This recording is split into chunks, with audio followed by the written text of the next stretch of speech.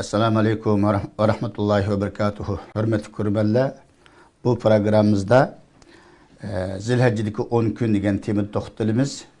Programımızdaki aziz mehmeni Şarkı Türkistan Ulemalar Birliği Tadqiqat Biliminin müdiri Ustaz Muhammed Yusuf Qarajim boludu. Qarajim programımız için vaqt çıkarıp kelganlikleri için rahmetimizni bildirimiz. Rahmet, Allah razı olsun. Ameliyette bu günün fazileti tarif qilib tugatkil bo'lmaydigan bir fazilatli kunlarda turyapmiz. Allohning fazli marhamati bilan. Endi bir buni eslatish qarindoshlarimizga o'zimizga bo'lib shu yaqinqi kunlarda vatandagi zulmlarning eshishi, chet eldagi bu nim bilan insonlar ruhi tushkunlik uchrayotdi. Hamma dunyo jimjitlik. Yozadiganlarni bir narsa yozmaydigan, so'zlaydiganlarni so'zlamaydigan bir holat bo'layotdi. Biz bu şu ulug' kunlarda endi bu yil ichidagi eng ulug' kunlar ekan, bu kunlarda biz o'zimizning energiyamizni qayta jonlantirishga muhtojmiz. Shu ulug' kunlarning fazilatini o'zimizga atrofdagi qarindoshlarga bir eslatish orqali biz yil ichida qaytadan bir jonlanib, o'zimizning da'voyimizga bo'lgan ishonchimizni ham oshirish maqsadida bu programmani qilib o'tiribmiz. Programmamizni shu bu kunninki faziletlerini esletişten başlayan bolsak, qani merhamet. Bismillahirrahmanirrahim. Elhamdülillahi Rabbil alemin ve salatu ve selamu ala eşrafil mürselin. Seyyidina Muhammed ve ala alihi ve ashabi ecmain. Muşu gün bügenmeni başlandı. Zulhacci'nin ki 1. günden 10. güngacha. Bu bizim İslam'da mutlak en ulug' kun hisoblanadigan. Bu kunlarning oldiga o'titgan hech qanday kun, Ramazon emas, boshqa kunlar hech qaysi o'tolmaydi ekanda. Endi bu kun to'g'risida buni fazilati aytijak, endi qisqartib muhimlarni bir qanchasini desak hamda Alloh taolo Qur'on Karimda vel fajri ve layalin ashri deb qasam bilan boshlab subhi bilan ve 10 kecha bilan deydi. 10 kechini Ülümalar, şu Zulhacci'ninki 1. günden 10. gündür boğan 10 kecha deydi. Bu Ramazan'ınki ahirki 10 keçisinden mu mani ulug' deydi. Ve ibadet mu Ramazan'ın ahirki 10 keçisi kılgan ibadetten mu ma ibadetini ulug' deydi. Mani ulug' deydi. Şunçilek hem de kıymetlik bir vakitlik hem de. Peygamber sallallahu aleyhi ve sellem bir günü sahabelerine küllerin içinde Zulhacci ayının oldingi 10 kunida amel ibadetler Allah'a en yaxshi ko'riladigan hech bir kun yo'qdir. Mushuningdan yaxshi ko'riladigan hech qanday kun yo'qdir deydi. Yani mushu 10 kunda Alloh taolo qilgan ibodat hammadan bir yaxshi ko'rindi. Buningdan boshqa hech qanday kunda undan yaxshi ko'rinmaydi deganga sahobalar turib, "Ya Rasululloh, jihadmi buning ulug' emasmi?" deganga shundoq, jihadmi buning yetamaydi. Faqat bir odam jihadga chiqib, Alloh yo'lida haqiqiy niyat bilan ceni bilen, meli bilen çıkıp kaytmagan bolsa, şehit olgan bolsa, bu bunun da müstesna. Bolmasa bunun aldığı ütütkan emel yok degilikte hem de. Endi Musa aleyhisselam'ın ki kıssası bu Kur'an-ı Kerim'de Allah Teala Musa aleyhisselam'a gep kılgan gün Muşu Zulhac'ın 10. günken. Kur'an-ı Kerim'deydi. Ve vaadna Musa 30 leylete ve etmemnaha bi aşrin fetemme miqatı rabbi deydi. Biz Musa'ga söz kılış için 30 günü vədi qıldık. Kin bunun 10 günü yani koştuk. Şunun 40 gün oldu. 40 gün boğan günü Musa Aleyhisselam'a rozu tutuqluq. Allah Teala sözlegen şu gün hemde. Onun için alimli yandaydı. Bu İslam'ınki erkan demiz ya, şehadet, iki şehadet, namaz, roza, zakat, hac. İslam'ın erkanları deyimiz, 5 asası, çoğun asası deyimiz. Muşu 5 asası Muşu 10 günde toplanırken hemisi bir vaqt qılğılırken. Başka çağ mesela Ramazan'da hac qılğılamaydı. Başka çağda başka Ramazan'ın roza qılğılamaydı. Mesela zakat vergen çağ, nima qılğan çağqa oxşamaydı. Ama mao muşu 10 günde bunun da nima var? Şehadet var zaten, namaz var, roza var zaten. Roza tutuş mustahab endi bu kunlarda yine. Onun için zakatını bir boğadan bolsa sadaqa var. An hac muşu ayda var, muşu günde var. Anda olgan İslam'ınki 5 erkanı muşu 10 günde toplanırken şunda ulug' bir günken hem de bu. Şu bu günün hem de ulug'luğu doğrusunda, bu günün muhimliği doğrusunda qanchalik so'zlasak yani az. Mesela bu tünigen o'qigan 2 rakat nafl namozimiz bilan, tungan o'qigan bir Qur'onimiz bilan, bugun o'qigan bir Qur'onimiz bilan 2 rakat namozimizning farqi bo'ldi. Nimishqa? Ma kunda hassilab savob berilganda bir amalga hassilab savob berildi. Gunohmi shunga o'xshash. Mushunda boshqa kunda qilgan gunohni ma 10 ulug' 10 kunda qilgan gunoh, ya'ni hassilab gunoh yozilganligi, ya'ni aniqamdi. Haqiqatan Allah subhanahu va taolaning bandalarga bo'lgan iltifoti bek cho'nken. Onda bunda bir mavsumlarni bizga qilib berish orqali bizni shu bir yilda ketkizib qo'yganlarimizni to'liqlab olish. Amaliyotda Allah subhanahu va taolo o'z eng yaxshi ko'rgan, eng ulug' narsalar bilan qasam qilish bu Allohning odati endi. Allah subhanahu va taolo bu 10 kun bilan qasam qilganlikning o'zila yetdi. O'sha payg'ambar sollallohu alayhi vasallamning muborak hadislari endi. Hatta cihatmı bu başka gündük qilgan bu gündük qilgan amallarning kendini yetemeydiganligini deydi. Shunga o'xshash bu payg'ambarlarning Musa alayhisolamning bu tarixlarning bu kunga udlik egallikleri haqiqatan bu kunning ulug' bo'lishining sirlarini ismini biz degan bo'lsakmi Allah o'zi ma'lum bo'lsalar Allah o'zi biladi. Haqiqatan biz shu yilning bushib ketgan irodasizliklar, himmatsizliklar mana shunda bu muborak bisharetler bilen bolsun biz üzümüzden qaytadan bir silkip bu 10 günde üzümüzden bir qayt ıslah kılıp olishga bir menfaat kullarken endi bu bir mevsum.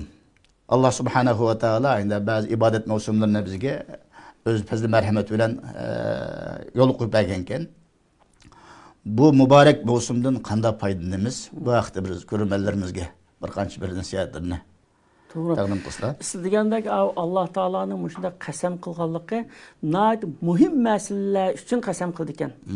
Muhim bo'lgan ishlar bilan qasam qildi. Odatdagi ishlar qasam qilmaydi. Yani Qur'on Karimda qasam bilan kelgan oyatlar hammasi bak muhim hamda.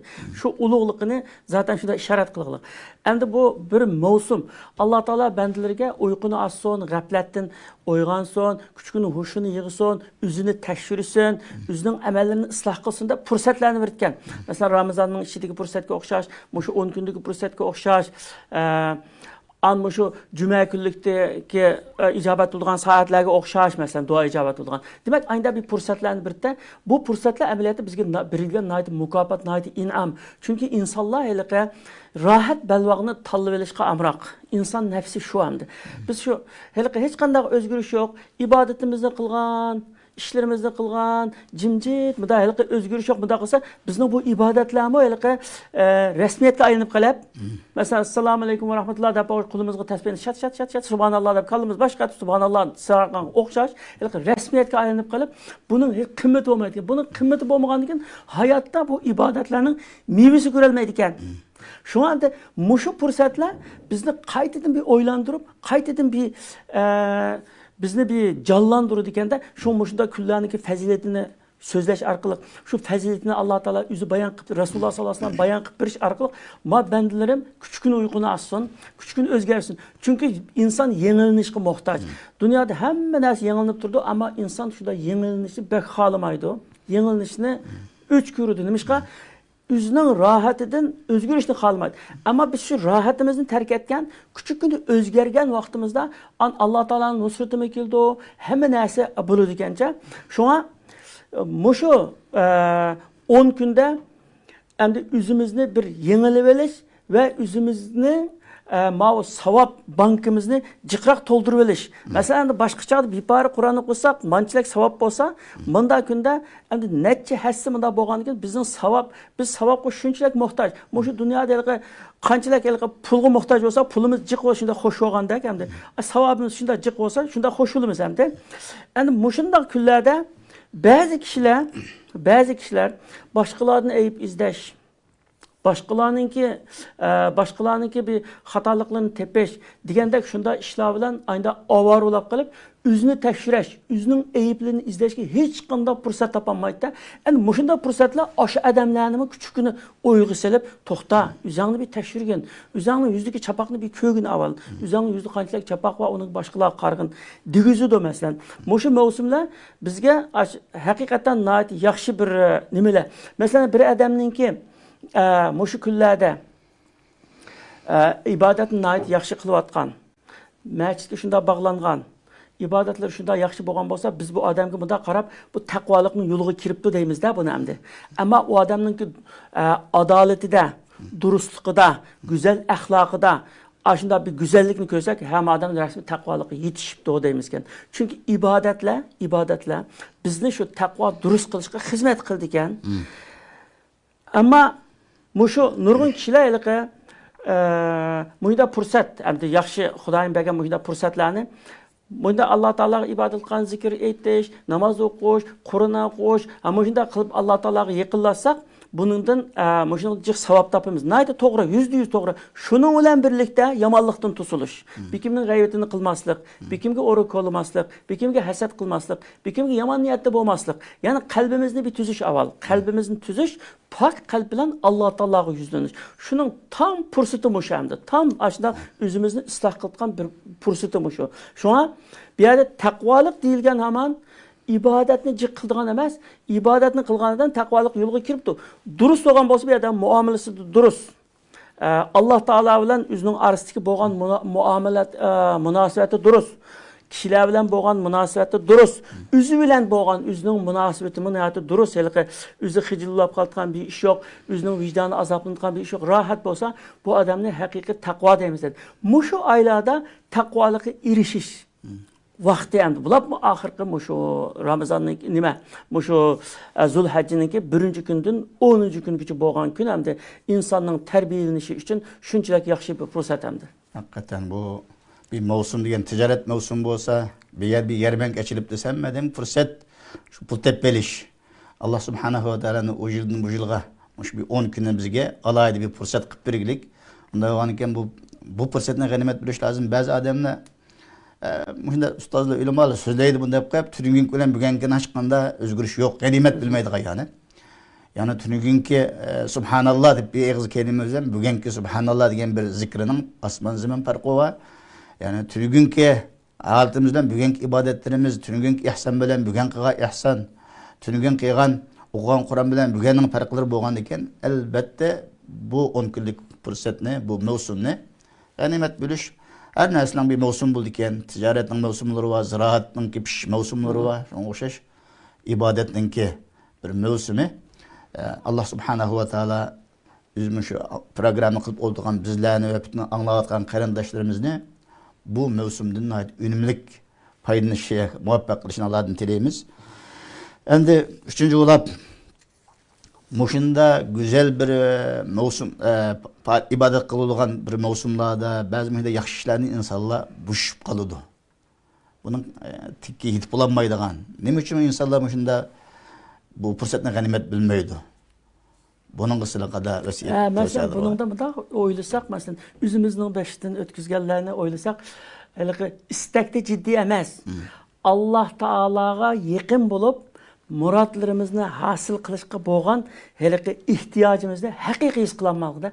Haqiqiy his qılalısan bu japa ko'ranmaydigan, u japa lazzat ko'rinadigan. Mesela biz kichik vaqtimizda shu Qur'onni biz yodlab, oxiri shu takrorlayotgan oxirgi yilimizda shu yilni xatm etimiz deb nim qilgan vaqtida shu Zulhajjining 1-kundan tortib 10-kungacha biz shu noillik jamiyada itikof qilgancha 8-oy o şunda usab ketdigilar, şunda biz uçaqda men uçaqda o'ylasam, bu eliqi jiq savob topay degandimmi bakroq.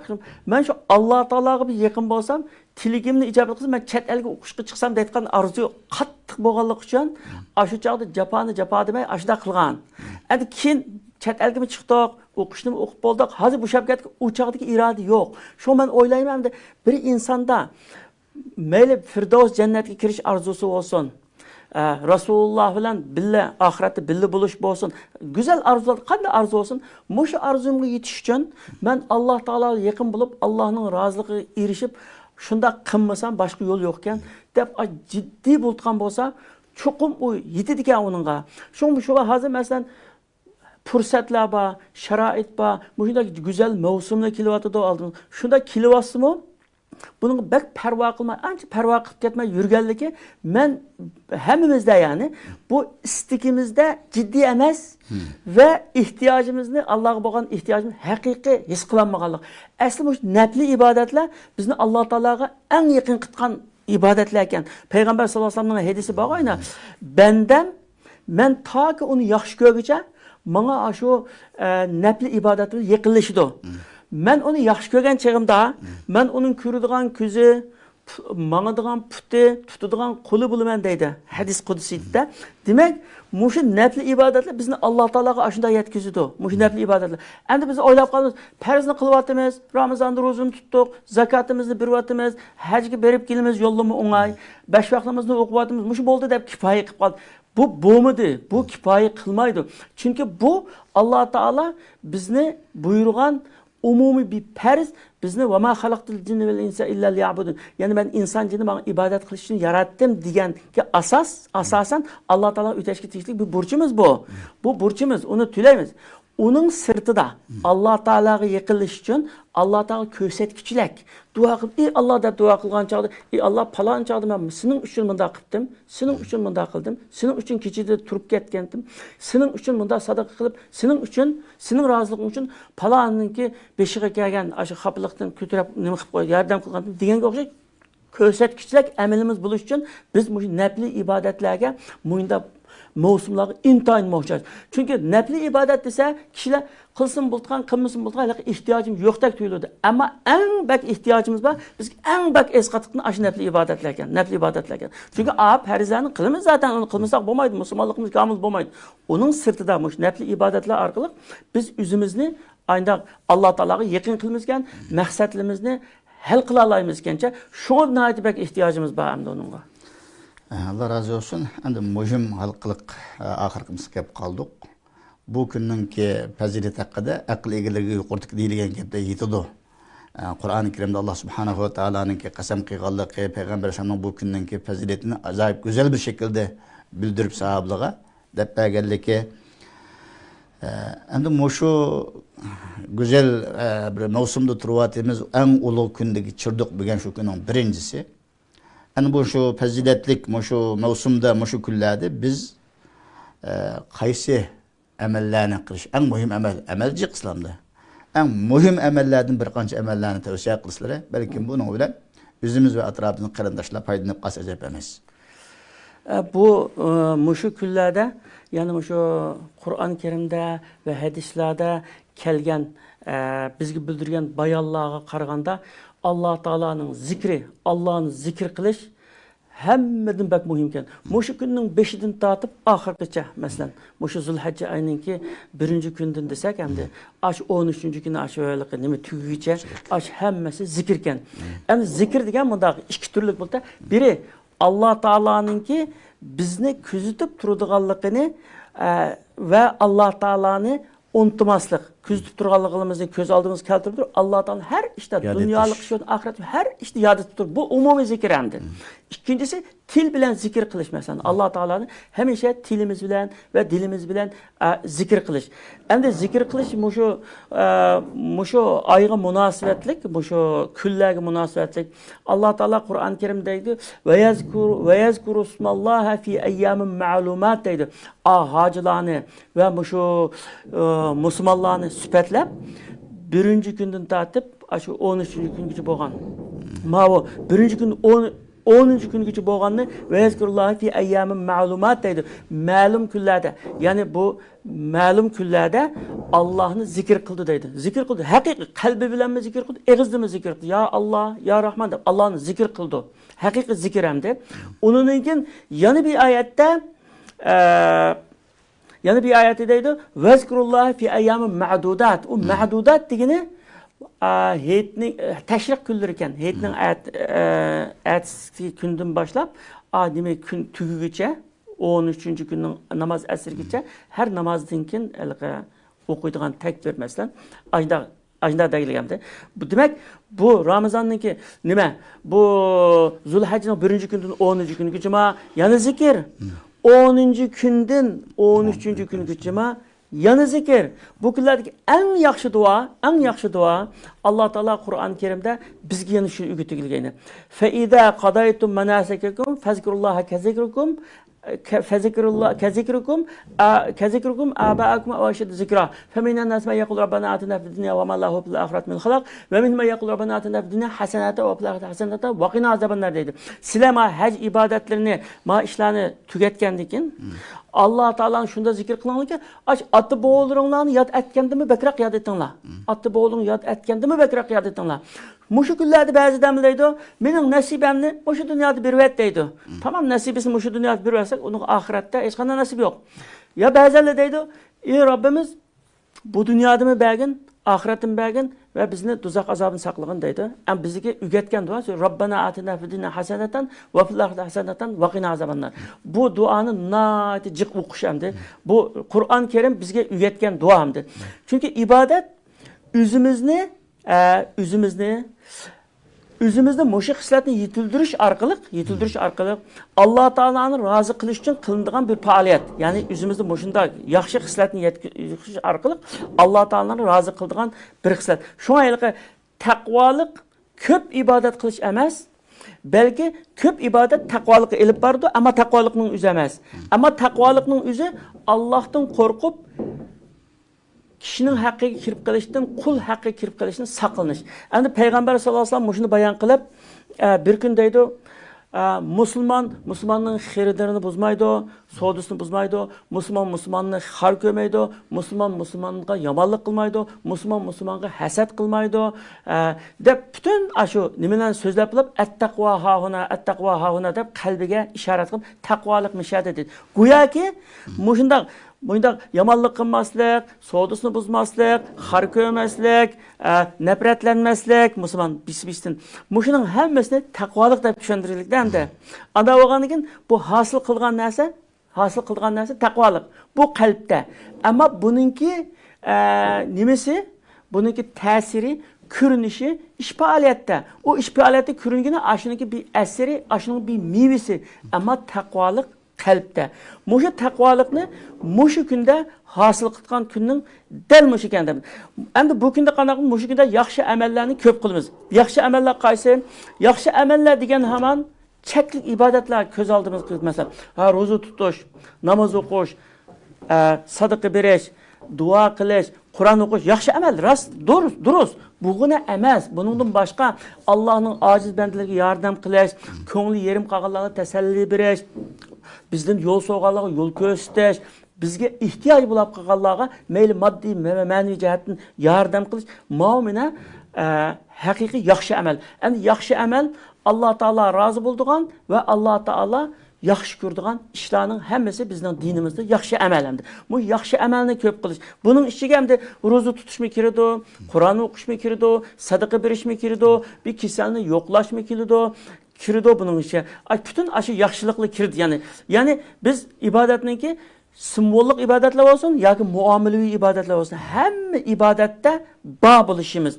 Onun için Allah Teala'nın dilimiz bilen ve emeli hareketimiz bilen ve pul melimiz bilen zikir kılış. Allah ülümalı mı şu tötkü ayette zikirini, tötten türlük zikir var değil. Biri tilimizde kıldığın zikir hem de Allah Teala'nın yadı. Subhanallah, elhamdülillah, Allahu Ekber diyen korkuşlaşmasın. Allah Teala'nın zikir kılış. Onun için dilimizde Allah Teala'ya minnettarlık bildiriş, Allah Teala'ya şükür kılış, rahmet etiş dilimizde. Onun için emeliyetimizde Allah Teala buyurgan işlerini kılış. Hatta Allah Teala buyurup olsa mı, muşunu kılsam Allah razı buldu, muşunu kılsam Allah yaxşı gördü degan işlerini kılış. Mesela. Onun için pul melimiz bilen zikir kılış degan qanday pul melimiz zikir kıldı dese, Allah Teala bana beripti, ten salametlik beripti, bana pul beripti, iktisat beripti. Men mu Allah'ın bendeleriga birey. Biriş, bu mu şu zikirinin türlüdün sanaydı ülümalıca. Hem de perz ibadetlerini cahide kılış, rozu tutuş, sadaka beriş, hayri ihsanı köp kılış, aile boyunca köp dua kılış ve köp namaz okuş, nefil namazlarını ve köp birlikte Kur'an okuş, hatta paylık ayna kitaplarını birlikte okuş. Muşunun hemmesi muşu günlerde tergib kılıngan işilçamdı. Muşu günlerde hiç olmasa muşu günlerde muyda kılıç arkalık üzümüzün yaxşı işi köndürümüz ve savap bizim savap bankımızın tekimi beytimiz. Onu ki yanı biri yaman işlerden tusullumuz. Yani muşu yaxşı işlerini kılıç bilen bile yaman işlerden tusuluş birinci orunda durur demdi. Mesela bizdeki yaxşı emellerini kılıçtan bekrak dilimizni, kulumuzni haramdan, yaman işlerden tusuş anın aldıdırak gelir demdi. Allah razı olsun. Hakikaten mühim tavsiyeler de kıpale. Bu ulug ayda Allah subhanahu ve taala ulug ay bu ulug küllerde ilmimizni ziyade kılıverişqa, imanimizni kuchaytiverishqa, himmetimizni, irademizni kuchaytiverishqa, salih amallarimizni ko'paytiverishqa Allah muvaffaq qilsin. Amin. Programni bu yerda oxirlashtiramiz. Ko'ngilni qo'yib kirpaginolar uchun hammanglarga ko'p rahmat. Keyingi bilimlarda qayta uchrash umidi bilan har biringlar bilan xo'shlashamiz. Xayr va salomat bo'linglar. Assalomu alaykum va rahmatullohi va barakatuh.